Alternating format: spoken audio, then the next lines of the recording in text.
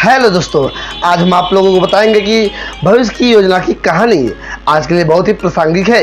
एक बार की बात है, एक टिड्डा बड़े सुंदर खेत में रहता था। वह अपने दिन खेलते और गाते बिताता था, कभी भी किसी चीज़ की चिंता नहीं करता था। वह हमेशा खेलता कूदता खुश रहता था, बड़ा ही मनमौजी टिड्डा था। एक दिन जब टिड्डा गाता और नाचता इधर से उधर घूम रहा था, उसने एक चींटी को एक गेहूं का दाना लेकर जाते देखा।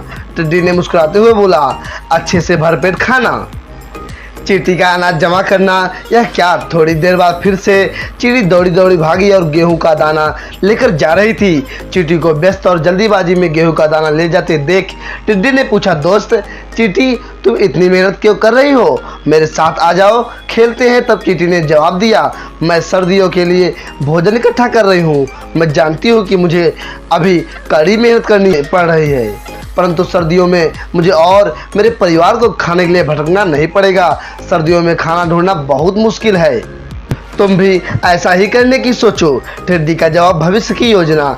टिड्डी हंसता हुआ बोला, तुम कितना ज़्यादा सोचती हो। मुझे भविष्य के बारे में क्यों चिंता होनी चाहिए? मैं वर्तमान में खुश हूँ और मेरे लिए यह महत्वपूर्ण है। चींटी अशांति जताते हुए सिहराकर बोली, मुझे तुम्हारे भाव समझ में नहीं आते, लेकिन भविष्य के बारे में सोचना अहम होता है और अपने परिवार की जवाबदेही भी समझनी चाहिए। हम जिस समाज में रहते हैं उसकी भी जवाबदेही लेनी चाहिए, अपने परिवार का भी ध्यान रखना चाहिए और समाज में भी जिनके पास नहीं है उनका भी ध्यान रखना चाहिए। और जो यह नहीं समझते उन्हें कभी न कभी परेशानी का सामना करना ही पड़ता है। चींटी की अनसुनी सलाह टिड्डी ने चींटी की सलाह को अनसुना कर दिया। उसने अपना हर दिन गाते खेलते बिताता रहा।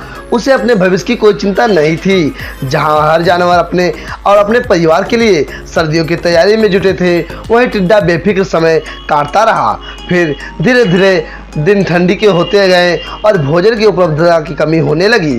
टिड्डा अब भी केवल आज के खाने के बारे में सोचता था। जैसे ही आज के खाने की समस्या समाप्त होती है, वैसे ही वह फिर से मनमौजी हो जाता। जैसे ही सर्दियों का प्रकोप बढ़ा, टिड्डे को भूख और चिंता सताने लगी। उसने चींटी के वचनों को याद करते हुए महसूस किया कि वह चींटी की सलाह का पालन करता तो आज उसे भूखा नहीं रहना पड़ता। उसे भविष्य की हर परिस्थिति के लिए तैयार रहना चाहिए था, लेकिन उसे बहुत देर हो चुकी थी। टिड्डे के पास खाने का कुछ भी नहीं था और ना ही कोई जगह जहां जाकर वह भोजन पा सकता था। दुखी और अकेला महसूस कर रहा था। भूख से बिलबिलाता एक दिन टिड्डा चींटी के घर के पास से गुजर रहा था तो उसने देखा कि चींटी के मोहल्ले में बच्चे खेल रहे हैं। बूढ़ी चींटियां धूप से सेक रही हैं। तभी उसने देखा कि उसकी दोस्त चींटी अपने घर में भोजन कर रही है। चींटी के पास भोजन की पूरी आपूर्ति थी और वे ठंडे मौसम के लिए तैयार थी।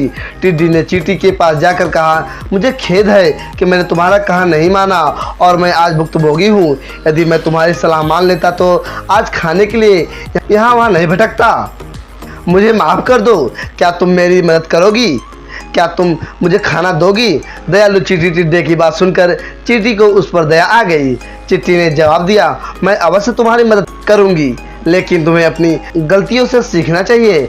हमेशा भविष्य के बारे में सोचो और मुश्किल समय के लिए तैयार रहो। जिम्मेदारी संभालना बहुत महत्वपूर्ण है। टिड्डे ने सहमति जताते हुए अपना सिर हिलाकर कहा कि मैंने अपनी सीख ले ली है और भविष्य में जिम्मेदार बनने का वादा करता हूँ। फिर चींटी ने उसे खाना दिया। दोनों दोस्तों ने बैठकर खाना खाया। उसने चींटी को अपनी मदद करने और दोस्ती के लिए धन्यवाद दिया। उस दिन से टिड्डा मेहनत करने लगा और भविष्य के लिए तैयार रहने लगा। उसने सीखा कि सफल जीवन के लिए जिम्मेदारी लेना और मुश्किल समय के लिए तैयार रहना महत्वपूर्ण है। दोस्तों, मेरा यह कहानी कैसा लगा आप लोग कमेंट सेक्शन में जरूर बता दीजिएगा। यदि आप चैनल नए हैं, चैनल को सब्सक्राइब कर दीजिएगा और वीडियो को लाइक कर दीजिएगा। मिलते हैं किसी नेक्स्ट वीडियो में, तब तक के लिए जय हिंद।